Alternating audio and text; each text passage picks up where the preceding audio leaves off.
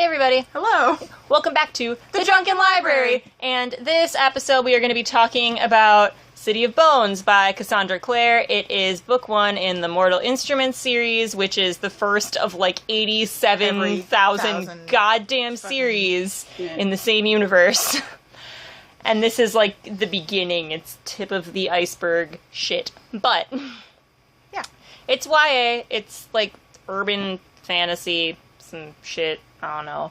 But it's about these characters. They're called Shadowhunters.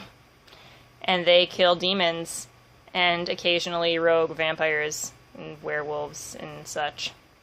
Maybe fairies. Maybe a little warlocks. I don't maybe, but I feel like there wasn't a lot of like murdering fairies or warlocks going on. They're like, oh, this thing happens sometimes, but then it never happens. But except for that time that it almost happens. But we follow this one character. Her name's Clary. She turned 16 over the course of the book. Haha. Right, that's true. That she has a birthday that happens. Yep. And she is discovering that she's actually a Shadowhunter, and she never knew because her mom, Jocelyn, kept a secret her whole life about her Shadowhunter past because she ran away from her crazy fucking husband. So, like, you're reading this book, and you're like, all this shit's going down. You're like, oh, it's just this teenager, and she has parental issues, and some weird kid in the thing just gets stabbed and disappears, and some shit. That happens. There's a murder, a little. And then it's just like some more shit happens. The dude that killed the other guy, he becomes his name's Jace. He becomes Clary's like BFF / like love interest until like the last 50 pages or so when you find out that they're actually like siblings. Which is some shit. What the fuck? But okay.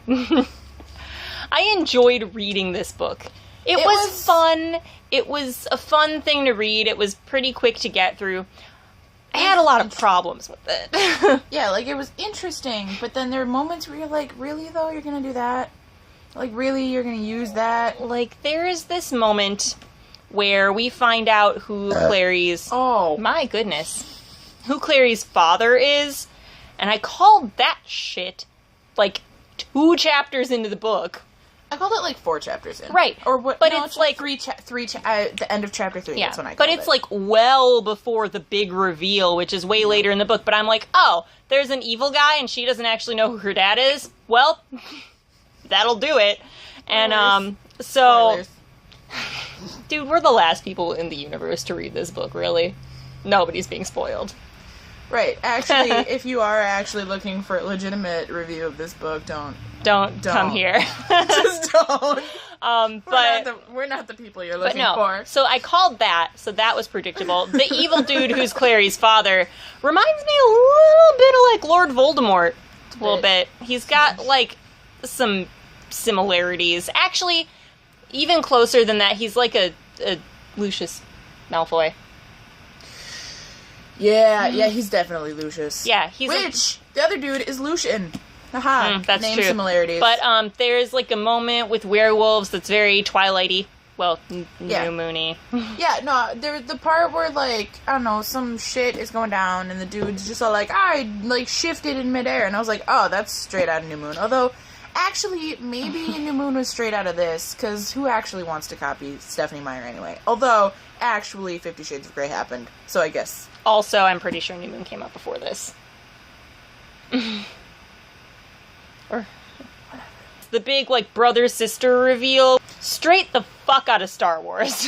I didn't catch that, but I've never seen Star Wars. No, but, like, okay, they're love interests who all of a sudden find out that they share this creepy fucking father. Yeah. What? And the characters, like, reference Star Wars a bunch of times throughout the book. They even say that's what they're doing. So it's like, you know what you did, Cassandra Clare. You know. Does she know? She knows. Does she? She knows.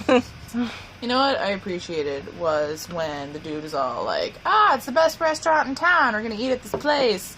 where they have the food and the stuff, and like, oh yeah, blah blah blah, there's raw meat, and the dude's like, just don't eat the fairy food, cause like 1 minute you're just eating a fairy plum, and the next minute you're running naked down Madison Avenue with antlers on your head, and not that that's ever happened to me or anything. But so Amber was trying to speculate on what would happen to her if she ate a fairy plum. Yeah. So far, I surmise that I'd probably just be naked. Also, that's really all I got. I feel like I would probably just go to sleep. I don't know, but if it like makes you crazy, like maybe you just like pound on your chest like Tarzan and howl. I about might. some Maybe shit. I'll howl at the moon, or like I don't fucking know. But like I feel like I would do most of the crazy shit anyway. Like I don't know. Like what could fairy plums do that alcohol doesn't?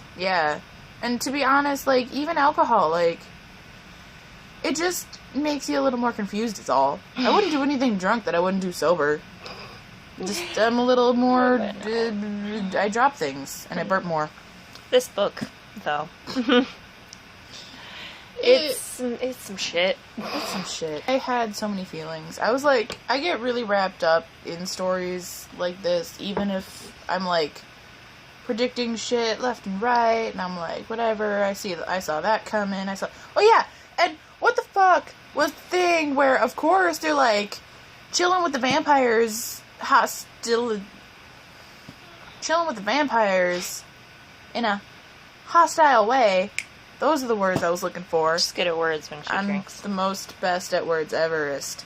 And, right. But like, of course, they're just, like, having some issues with vampires, and some werewolves just bust in, and we're like, we're looking for the girl.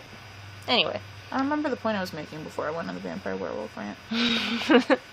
I assume it was about how the werewolf turned out to be, like, the father figure who was there her whole life. Nope, that wasn't it, but also important. Yeah. The gist of the story is that some shit happens. There's some shit. And if you were curious about what shit happens, you should read it. Read it. Let us know what you thought if you've read it. I feel like we're the last people on Earth to have read it, Probably. So let us know what you think. Yeah, and also, in case you guys missed it, we picked this book for our TBR jar new to you author. Yeah, because neither of us had read any Cassandra Clare, and we figured this was a good chance to read some stuff that other people had read that, you know what, we just haven't gotten to yet. So, yeah, like I said, if you read it, let us know what you think, and we'll see you guys later. Yeah. Bye. Bye.